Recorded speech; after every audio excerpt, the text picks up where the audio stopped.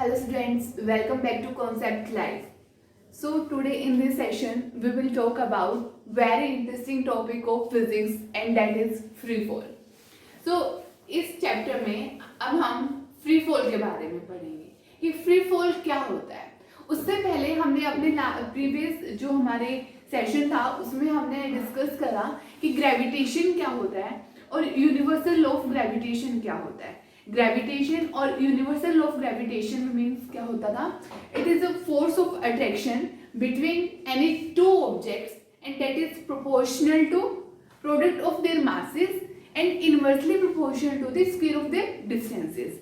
तो ये हमने यूनिवर्सल लॉ ऑफ ग्रेविटेशन के बारे में पढ़ा था कि यूनिवर्सल लॉ ऑफ ग्रेविटेशन में क्या होता है, कोई भी दो ऑब्जेक्ट्स हैं उनके ऊपर जो फोर्स जो लगती है वो क्या होती है, उनका जो दोनों बॉडीज का दोनों जो ऑब्जेक्ट्स हैं उनका मास, उनका प्रोडक्ट और inversely proportional to their distance, जो डिस्टेंस था उनका स्क्वायर। तो वो हमारा क्या होता था, universal law of gravitation. Means जो भी हमारे यूनिवर्स में कोई भी बॉडी है, कोई भी ऑब्जेक्ट है, उनको अर्थ अपने साइड क्या करती है, अट्रैक्ट करती है। ठीक है, तो लाइक सपोज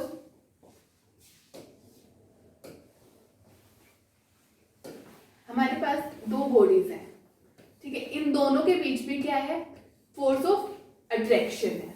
तो ये बॉडीज हमारे दोनों फोर्स ऑफ अट्रैक्शन एक दूसरे की साइड क्या हो रही है, अट्रैक्ट हो रही है। बट अब बात आती है ग्रेविटी की। अब जैसे ही हम एक बॉडी को हम अर्थ मान लेते हैं, ठीक है, तो जो अर्थ के साइड जो अट्रैक्ट हो रहा है किसकी वजह से हो रहा है, ग्रेविटी की वजह से। तो यहाँ पे क्या है हमारा, ग्रेविटी। मीन्स एक बॉडी क्या है, कोई भी हमारा कोई ऑब्जेक्ट है यूनिवर्स में और दूसरी क्या है, हमारी अर्थ है। तो अर्थ के रिस्पेक्ट में जो ऑब्जेक्ट अर्थ की साइड पुल, अर्थ अपने साइड क्या कर रही है, पुल कर रही है, तो उसमें हम क्या कहेंगे, ग्रेविटी। ठीक है, अब हमने ग्रेविटी देख लिया था, हमने ग्रेविटेशन देख लिया था, हमें ये भी पता चल गया था कि gravitation, universal law of gravitation जो न्यूटन ने हमें दिया था वो हमें क्या बताता है। तो आज हम पढ़ते हैं कि फ्री फॉल क्या होता है। फ्री फॉल लाइक आपको नाम से ही पता चल रहा होगा, फ्री फॉल मीन फ्रीली किसी भी चीज का आना। सपोज अगर मैं किसी भी स्टोन को अपवर्ड डायरेक्शन में थ्रो कर रही हूं, बट जो अपवर्ड डायरेक्शन मैंने स्टोन को थ्रो करा, कुछ टाइम बाद एक सर्टेन हाइट के बाद वो जो स्टोन है या फिर कोई भी ऑब्जेक्ट है उसको हम किसी भी डायरेक्शन में थ्रो कर रहे हैं, अपवर्ड डायरेक्शन में, बैकवर्ड डायरेक्शन में, बट एट द एंड जो ऑब्जेक्ट वो कैसे कहाँ पे आएगा, अर्थ के सरफेस पे। मीन्स उस ऑब्जेक्ट में क्या है, फ्रीली फॉल होने की टेंडेंसी। मीन्स अगर हम सपोज कोई भी एक बैग है और मैं एक सर्टेन हाइट पे जाके उस बैग में बहुत सारी बॉल्स हैं और उन बॉल्स को एक सर्टेन हाइट पे जाके उनको मैं रिलीज करती हूँ, तो रिलीज करने के बाद जो बॉल्स हैं वो फ्रीली क्या होंगी, वो फ्रीली अर्थ के सरफेस पे आ जाएंगी। मीन्स उसमें क्या है, फ्रीली फॉल हो रहा है। देखो अब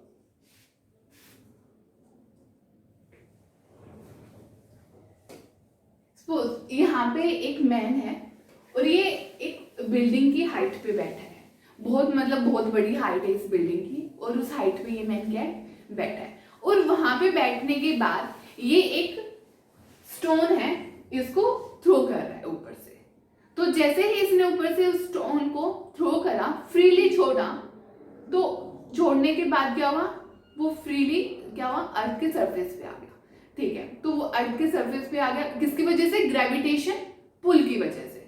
तो यहाँ पे जो आदमी था, सपोज अगर आपकी याद तो होती है, लाइक सबकी होती है, अगर कुछ खा रहे हैं तो उसको नीचे फेंकना, लाइक अगर विंडो में बैठे हो तो विंडो से बाहर कुछ चीज थ्रो करना, अगर आप छत पे खड़े हो तो छत से नीचे कोई चीज फेंकना, तो ये सबकी नॉर्मल आदत होती है। बट जैसे ही हमने उसको छोड़ा, मीन्स हमने उसके ऊपर कोई फोर्स नहीं लगाया। जैसे हमने फोर्स का केस पढ़ा था, तो फोर्स में क्या था, अगर हमें किसी भी ऑब्जेक्ट को उसकी ओरिजिनल पोजीशन से डिस्प्लेस करना है तो हम उसको क्या करते थे, फोर्स लगाते थे।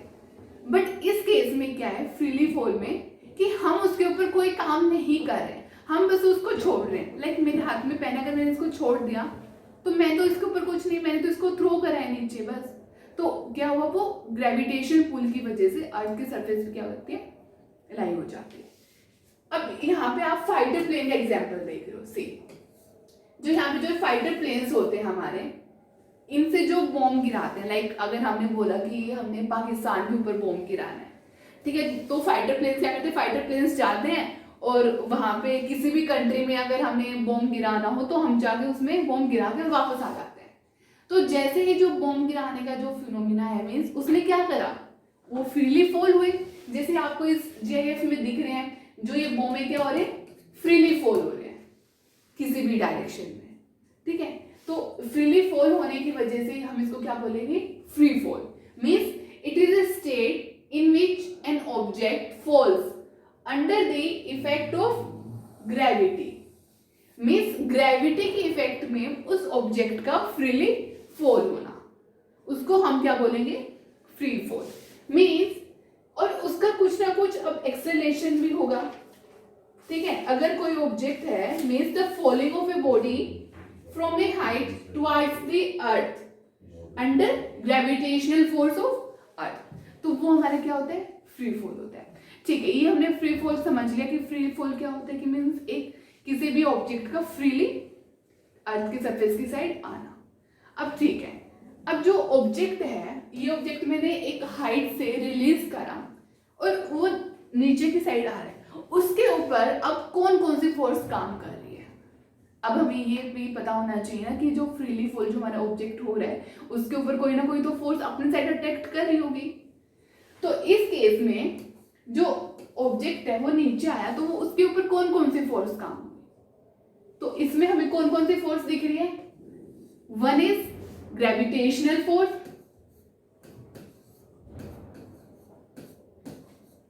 ठीक है, और जो दूसरी है वो क्या है, अब जो ऑब्जेक्ट आ रहा है नीचे, तो उसके बीच में कोई ना कोई तो एयर होगी, एयर रेजिस्टेंस भी होगा। मीन्स एक जो फोर्स लग रही है वो क्या लग रही है, ग्रेविटी की वजह से, और जो दूसरी फोर्स है वो क्या है, फ्रिक्शन, एयर फ्रिक्शन। मीन्स अगर जो ऑब्जेक्ट है वो ग्राउंड की साइड आ रहा है तो उसको अपोज करना, रेजिस्टेंस मीन्स अपोज करना, रोकना उसको अर्थ की साइड आने से। बट जो वेट है अर्थ का वो इस ऑब्जेक्ट के वेट से क्या है, काफी ज्यादा है, तो जो एयर रेजिस्टेंस है उसको हम क्या कर देते हैं, नेग्लेक्ट कर देते हैं, मीन्स इग्नोर कर देते हैं। तो इस केस में जो हमारी मेन जो फोर्स है जो हमें काम आई वो कौन सी फोर्स है, gravitational force. Means gravitational force क्या कर रही है, इसको अपने साइड क्या कर रही है, अट्रैक्ट कर रही है, ठीक है। अब ये ऑब्जेक्ट है, ये हमारा अर्थ के सरफेस पे आ रहा है, उसके बाद does the velocity of an object change under the free fall. Means अब हमारे पास एक क्वेश्चन अराइज होता है कि does the velocity of an object change under the free fall, कि जो हमारे ऑब्जेक्ट की जो वेलोसिटी है फ्री फॉल के केस में क्या वो चेंज होती है। तो फर्स्ट ऑफ ऑल हमें ये पता होना चाहिए कि जो हमारी वेलोसिटी है वो किस किस पे डिपेंड करती है। तो कैसे हम कंसीडर करते हैं, जो वेलोसिटी वो क्या होती है, एक तो मैग्नीट्यूड पे डिपेंड करती है और एक दूसरी किस पे डिपेंड करती है, डायरेक्शन के ऊपर डिपेंड करती है, मैग्नीट्यूड और डायरेक्शन। तो हमें ये देखना है कि इसका मैग्नीट्यूड है क्या, या फिर इसकी जो डायरेक्शन है, जो लाइक हमने कोई ऑब्जेक्ट नीचे फेंका तो उसके डायरेक्शन में कोई चेंज हुआ या नहीं हुआ। तो यहाँ से हमें आंसर मिलेगा कि जो वेलोसिटी है किसी भी ऑब्जेक्ट की वो फ्री फॉल के टाइम में चेंज होती है या नहीं होती है। सी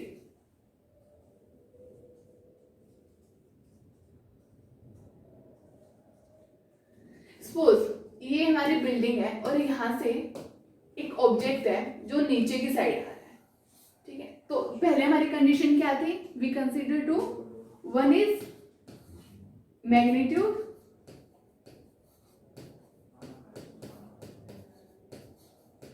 एंड सेकंड डायरेक्शन, जिसपे वेलोसिटी क्या करते हैं, डिपेंड करती है। अब देखते हैं सबसे पहले डायरेक्शन। जो डायरेक्शन है, जो ऑब्जेक्ट की जो डायरेक्शन है वो जैसे जैसे जो ऑब्जेक्ट वो नीचे आ रहा है तो इसमें डायरेक्शन में तो कोई चेंज हो नहीं रहा, तो इट मीन्स यहाँ पे डायरेक्शन में कोई चेंज नहीं है। अब बात है मैग्नीट्यूड। मैग्नीट्यूड मीन्स इसकी जो वेलोसिटी की जो वैल्यू है वो, तो वेलोसिटी की जो वैल्यू थी वो क्या थी, 0।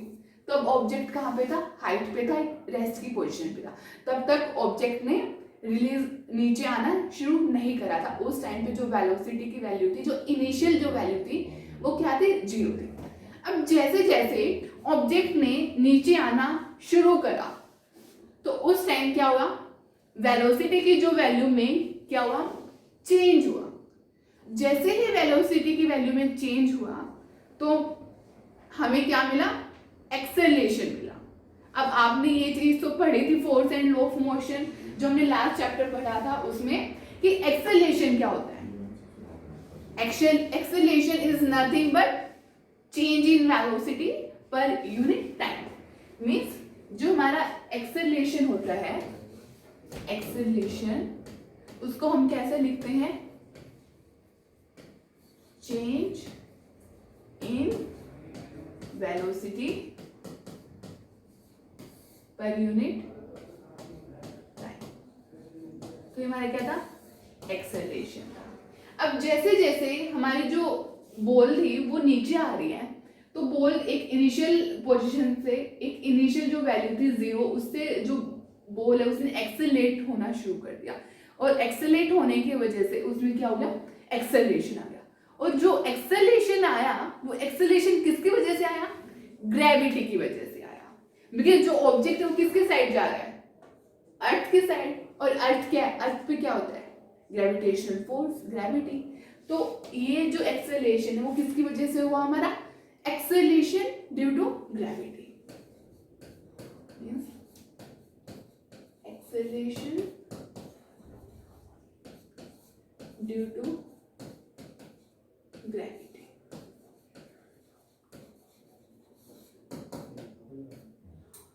अब जो हमारा न्यूटन का सेकंड लॉ था वो क्या था, फोर्स इज टू में मास इनटू में एक्सेलरेशन। ठीक है, ये तो आपने सबने पढ़ा हुआ, फोर्स इज टू में मास इनटू में एक्सेलरेशन। अब जो ये एक्सेलरेशन की वैल्यू है, अब इस केस में जो हम एक्सेलरेशन की वो वैल्यू देख रहे हैं वो किसके रिस्पेक्ट में देख रहे हैं, ग्रेविटी की में। तो मीन्स यहाँ पे हम ए के प्लेस पे क्या लिख सकते हैं, जी, बिकॉज हम ग्रेविटी को किससे रिप्रेजेंट करते हैं, स्मॉल जी से। तो यहाँ पे हम फोर्स को क्या लिख सकते हैं, फोर्स इज टू में मास इनटू में g, means acceleration due to gravity. तो यहाँ पे जो हमारी एक्सेलरेशन ड्यू टू ग्रेविटी की वैल्यू है वो क्या है, F इज टू में m इनटू में g। ठीक है, अब हम न्यूमेरिकली ये वैल्यू देखते हैं कि मास इनटू में जो ग्रेविटी की जो वैल्यू है वो कैसे होगी।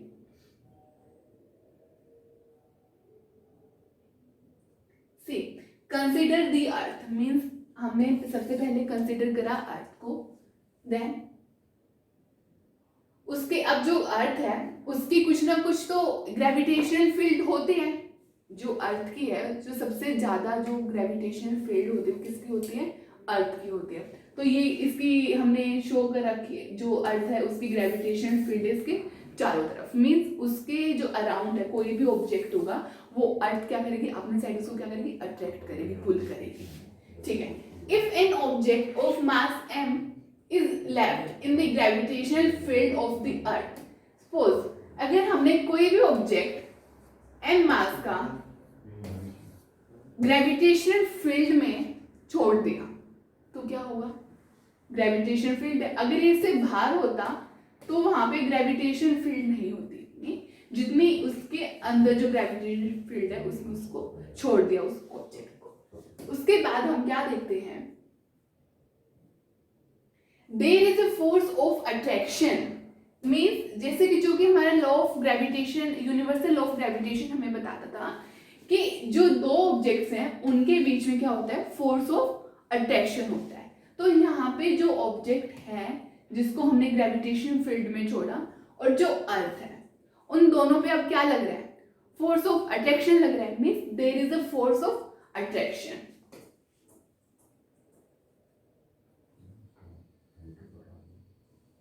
जो किसके साइड लग रहे हैं, अर्थ के सरफेस के ऊपर। उसके बाद हम जो एक्सेलरेशन ड्यू टू ग्रेविटी होती है हम उसको दो फोर्स से निकालेंगे। एक फोर्स जो हमारी ग्रेविटेशनल फोर्स थी जो हमने अभी निकाली थी, और एक फोर्स जो हमने न्यूटन के सेकंड लॉ से हमें मिली थी। Means force is equals to में m इंटू ए, और एक्सेलरेशन क्या था यहाँ से F is equals to m, जो मैंने अभी आपको बताया। This is called an acceleration due to gravity. Okay, it is represented as g। हम ग्रेविटी को किससे रिप्रेजेंट करते हैं? स्मॉल g से रिप्रेजेंट करते हैं। As F is equals to में mg। अब जैसे कि जो मास है और जो g है, यहाँ पे एक्सेलरेशन ए की प्लेस पे हमने क्या ले लिया? Acceleration due to gravity. और यहाँ से हम अगर अब g की वैल्यू निकालना चाहें तो सपोज मैंने आपको बताया, तब हम एक्सेलरेशन ड्यू टू ग्रेविटी की वैल्यू निकालते हैं तो हम दो फोर्स को लेकर चलते हैं। वन इज जो हमें न्यूटन के सेकंड लॉ ऑफ मोशन से मिली, फोर्स इज इक्वल्स टू में ma, means force is equals to में mg। तो हमारे पास एक फोर्स होगी, फोर्स इज इक्वल्स टू में mg, और जो हमारी दूसरी फोर्स है वो क्या है? g m n r square. तो हम जैसे इन दोनों जो फोर्सेस हैं इनको तब हम इक्वेट करेंगे तो हमें क्या मिलेगी? एक्सेलरेशन ड्यू टू ग्रेविटी की वैल्यू मिलेगी सी। तो ये हमारी फोर्स होगी जो हमें यूनिवर्सल ऑफ ग्रेविटेशन से मिली थी। फोर्स इज इक्वल्स टू में g, m mass of the object, m small mass of the object upon r square. ठीक है, अब जो वैल्यू हमारी f की जो वैल्यू है वो हमने यहाँ पे पुट कर दी इस फॉर्मूले में, g m m as it is, और जो फोर्स की जो डिस्टेंस था वो उसका स्क्वायर।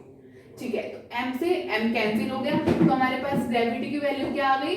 g क्या था? g को हम कैसे रिप्रेजेंट करते थे? ग्रेविटेशनल कांस्टेंट, जिसको हमने नाम दिया ग्रेविटेशनल कांस्टेंट। ये है हमारा मास ऑफ द अर्थ और ये क्या है हमारा रेडियस। तो यहां से हमें क्या मिली? एक्सेलरेशन ड्यू टू ग्रेविटी की वैल्यू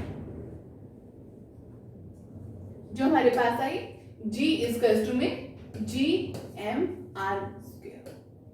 ओके, और अगर हम ग्रेविटी की न्यूमेरिकली वैल्यू अगर हम निकालना चाहें तो यहाँ पे ग्रेविटेशन कांस्टेंट की जो हमारी कांस्टेंट वैल्यू होती है उसको यहाँ पे हमने पुट कर दिया। देन उसके बाद जो मास होता है अर्थ का वो क्या होता है? 6 इंटू में 10⁻24, और जो हमारी रेडियस होती है अर्थ की वो क्या होती है? 4 इंटू 10⁵ मीटर। तो ये हमारी वैल्यूज थी न्यूमेरिकली जो हमारी कांस्टेंट रहती हैं, जो क्या है ग्रेविटेशन कांस्टेंट की 6.67 इंटू 10⁻⁻11, और मास क्या है 6 इंटू 10⁻24, और जो हमारी रेडियस वो क्या है 64 इंटू 10⁵ का होल स्क्वायर। तो ये हमारी वैल्यूज है ग्रेविटी की, जहां से हमें g की वैल्यू मिलती है, और जो हमारी g की वैल्यू है फाइनली न्यूमेरिकली वो क्या है? 9.8 मीटर पर सेकंड स्क्वायर, जो एवरेज वैल्यू है। जो एक्चुअल वैल्यू का हम इसको नाम नहीं ले सकते बिकॉज ये हमारी जो वैल्यू है ये एग्जैक्ट वैल्यू नहीं है। So this is the value of acceleration due to gravity on the surface of the earth. तो हमने अर्थ के सरफेस पे जो वैल्यू निकाली एक्सेलरेशन ड्यू टू ग्रेविटी वो हमारी क्या है? 9.8 मीटर पर सेकंड स्क्वायर। और इस वैल्यू का हम अपने न्यूमेरिकल भी सोल्व करने के लिए हम इसका बहुत भी यूज करते हैं जी की वैल्यू का। अब हमें देखना है जो वेट होता है ऑब्जेक्ट का अर्थ के सरफेस पे, हम उसको कैसे नोट डाउन करते हैं। लाइक ये हमारा वही था, हमने एक ऑब्जेक्ट ले लिया अर्थ, एक ऑब्जेक्ट ले लिया जिसको ग्रेविटेशन अर्थ की ग्रेविटेशन फील्ड में रख दिया। उसके बाद जो ऑब्जेक्ट है वो एक फोर्स लगा रहा है डाउनवर्ड, जो ग्रेविटेशन फोर्स जिसका हमने नाम दिया। So there is gravitation force acting toward the centre of the earth. और अब जो ये ग्रेविटेशन फोर्स है ये अर्थ के सेंटर की साइड क्या कर रहा है? फोर्स लगा रहा है। और जो हमारे पोल्स पे होती है ग्रेविटी की वैल्यू क्या होती है? मैक्सिमम होती है, और जो इक्वेटर पे जो हमारी वैल्यू होती है वो क्या होती है? मिनिमम होती है। मीन्स जो हमारे पोल्स होते हैं मीन्स यहाँ पे, तो यहाँ पे जो ग्रेविटी की वैल्यू क्या होती है? मैक्सिमम। और जो हमारे इक्वेटर जो होते हैं, इक्वेटर पे हमारी जो वैल्यू होती है वो क्या होती है, मिनिमम। ठीक है, तो ये हमारा था weight of object of the on the surface of the अर्थ। ठीक है, और जो वेट होता है वो किसके इक्वल होता है, ग्रेविटेशनल फोर्स के इक्वल होता है। और जो क्या होता है, m into g. If g is equal to acceleration due to gravity on the surface of the earth, earth के सरफेस पे जो g है वो क्या है, एक्सेलरेशन ड्यू टू ग्रेविटी है। तो जो हमारा वेट होगा वो क्या होगा, किसके इक्वल होगा, मास इंटू में ग्रेविटी।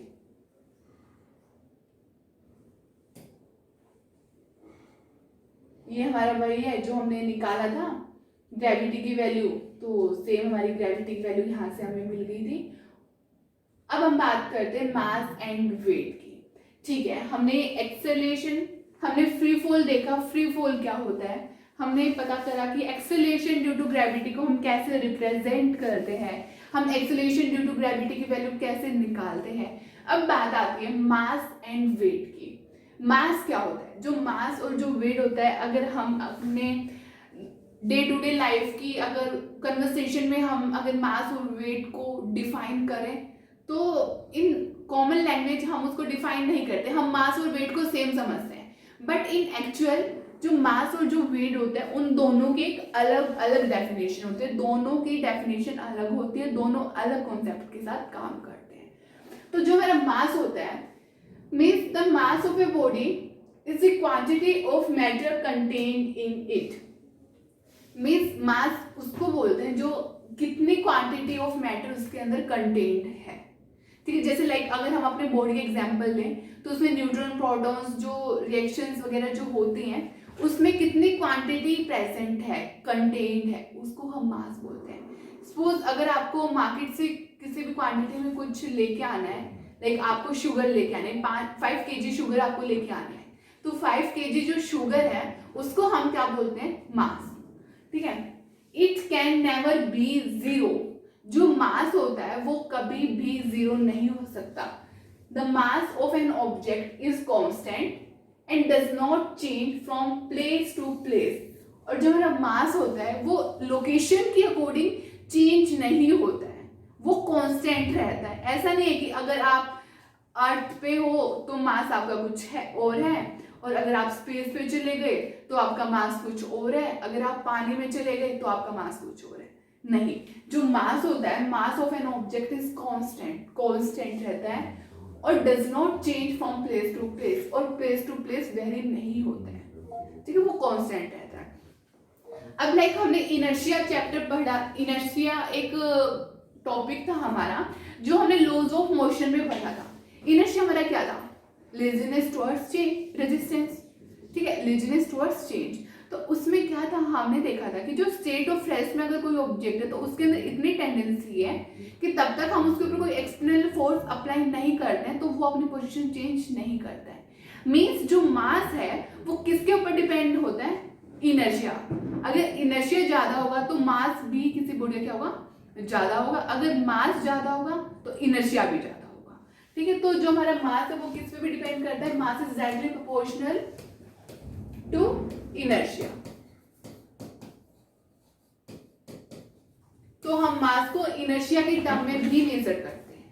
ठीक है, और जो मास है उसकी ऐसा यूनिट क्या होती है, किलोग्राम।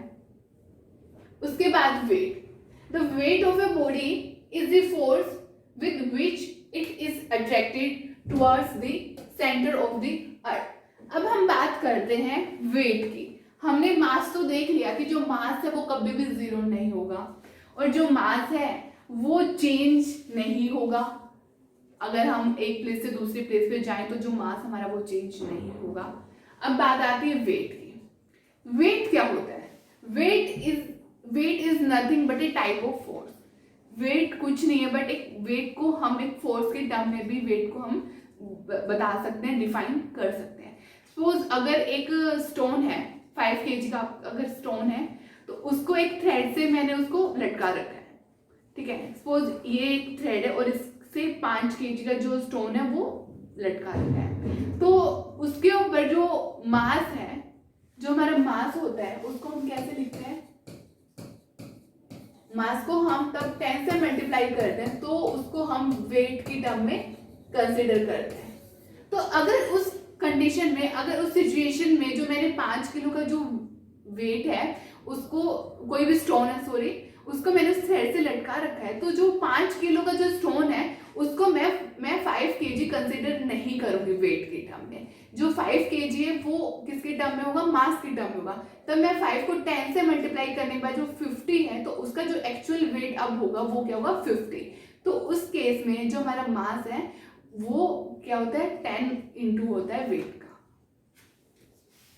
तो जो हमारा वेट होता है वो क्या होता है, it is 0 at the centre of the अर्थ। जो अर्थ का सेंटर होता है उस पे वेट जो क्या होता है, 0 होता है। The weight of body is not constant and change from place to place. और जो वेट होता है वो कांस्टेंट नहीं होता, वो चेंज होता रहता है प्लेस टू प्लेस। और जो SI यूनिट होती है वेट की, क्या होती है, न्यूटन होती है। क्योंकि जो हमारा जो थ्रेड था, जो मैंने उसको उससे स्टोन से मैंने उसको बांध रखा था, तो जो फोर्स क्या हो रहा है उसके ऊपर, कोई ना कोई फोर्स एक्ट हो रही है, टेंशन। तो जो फोर्स एक्ट हो रही है, जो ग्रेविटी जो उसको अपनी साइड पुल कर रही है, तो वहां पे भी कुछ ना कुछ तो फोर्स एक्ट हो रही होगी, जिसपे क्या वेट, जो वेट है हमारा उसके ऊपर क्या है, डिपेंड हो रहा है। ठीक है, उस जो फोर्स है, जो ग्रेविटेशन फोर्स है उसकी वजह से। अगर जो फोर्स है मैंने उसको उस थ्रेड से बांध रखा है, वो नीचे की साइड अट्रैक्ट तभी हो रहा है तब उसके ऊपर कोई ना कोई फोर्स लगे। अगर उसके ऊपर फोर्स नहीं होते तो वो भी फ्रीली फॉल हो जाता है इधर उधर। तो ये हमारा था वेट का। अब हम इसको एक फिगर से देखते हैं। सॉरी, उससे पहले वैल्यू, इसकी न्यूमेरिकली वैल्यू, जो वेट है उसको हम कैसे लिखते हैं, weight equals to mass into में ग्रेविटी, जैसे हमने न्यूटन के सेकंड लॉ से हमने देखा था। एक्सेलरेशन की वैल्यू क्या थी, g, और उस फोर्स को ही हमने किस में रिप्रेजेंट कर दिया, वेट की टर्म में। से जो फोर्स है वो हमारा क्या है, एक टाइप का वेट है, जो क्या है, मास इनटू में ग्रेविटी। अब सपोज यहाँ पे 2 एस्ट्रोनॉट्स हैं, ठीक है। एक एस्ट्रोनॉट है वो क्या है, अर्थ के सरफेस पे है, और जो सेकंड एस्ट्रोनॉट है वो क्या है, स्पेस में। But an astronaut can feel his weight on earth, but in space he experience weightlessness. Mean जो एस्ट्रोनॉट है वो अर्थ के सरफेस पे तो उसको उसका वेट फील हो रहा है, बट जैसे ही एस्ट्रोनॉट स्पेस में गया तो वहां पे उसको अपनी बॉडी क्या लगी, वेटलेसनेस लगी। मीन्स उसका जो वेट है वो वेटलेसनेस हो गया स्पेस में जाने के बाद। वेट का हमने क्या कॉन्सेप्ट देखा था कि जो वेट है वो कांस्टेंट नहीं रहता, वो चेंज होता रहता है। बट जो हमारा मास था वो क्या था, वो कांस्टेंट था और वो प्लेस टू प्लेस वेरी नहीं करता था।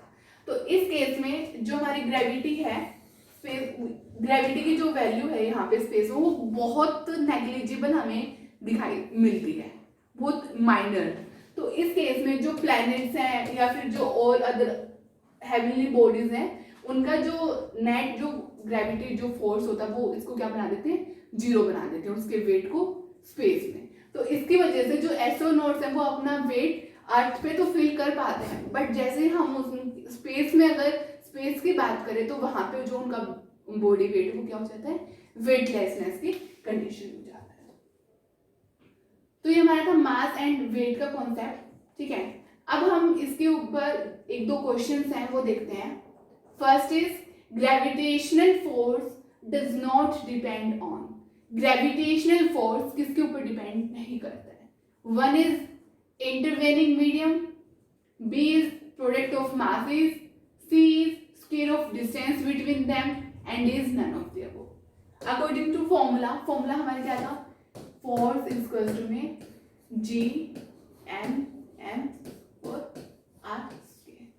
तो इसका मतलब उसके डिस्टेंस पे भी डिपेंड कर रहा है, ठीक है, और जो उसका मास है उस पर भी डिपेंड कर रहा है। किस पे डिपेंड नहीं कर रहा, इंटरवेनिंग मीडियम पे। तो इसका राइट आंसर है ए।